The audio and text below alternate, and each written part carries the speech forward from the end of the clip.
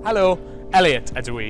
Graddiais I yn 2016 o'r Ysgol Cyfrifiadureg, and I'm back here today as an alumni ambassador telling all of the prospective students how much of a wonderful place Cardiff is to study.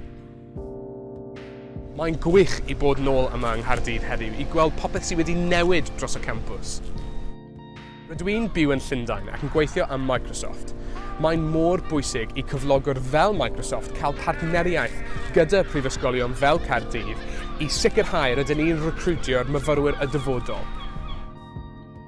As alumni, we are really uniquely placed to talk about the impact that Cardiff has genuinely had on our lives and fly that employability flag.